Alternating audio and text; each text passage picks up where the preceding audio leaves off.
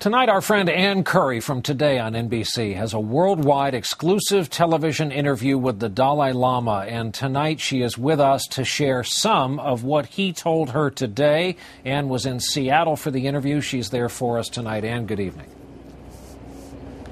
Brian, good evening. Here in Seattle, the exiled spiritual leader of some 13 million Tibetans worldwide today denied that he had anything to do with any of the protests over the Olympic torch. And for the first time, he described a humanitarian crisis emerging inside Tibet in the wake of China's crackdown. So there are really danger of starvation. I heard some starvation already happened.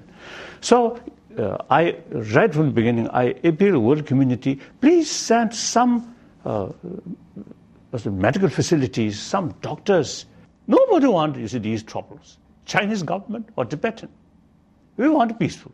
China blames you for it. It calls you a wolf in monk's clothes, a devil with a human face, a terrorist. Are you a terrorist?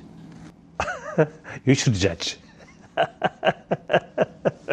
Whatever you call me, people call me, I'm still a human being, still a simple Buddhist monk. That's all, no problem.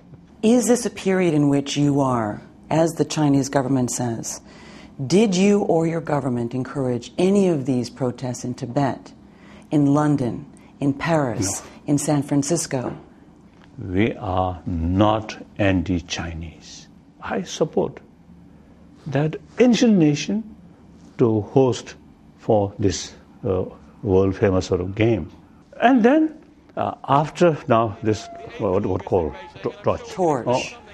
After some unpleasant sort of event happened in England and Paris, I sent a message to Tibetan in San Francisco area, please don't create any violent things. Is your message that the protests stop or that the violence stop? Violence. So you are supporting the protests? Firstly, I myself fully committed about democracy, the right of expression, of freedom of expression, freedom of speech. So therefore, I cannot say, shut up. Do you want the world to boycott the Olympic Games to support your efforts in Tibet? No. Do you wish the President of the United States and other world leaders might consider not attending the opening ceremonies in support of your efforts in Tibet? That's up to them. It is very important that you make clear, not only just the Tibet case, but in China proper, the record of human rights is poor. What is your message to the Chinese leadership? Main point is, to the Chinese public, we are not against you, and I'm not seeking separation. What has non-violence given the Tibetan people? Our case, Tibet case, violent method is almost like suicide. Is violence ever justified? No. Never? No. Even in the United States, superpower, too much using violence or force, not very successful. In Iraq and Afghanistan, not very successful.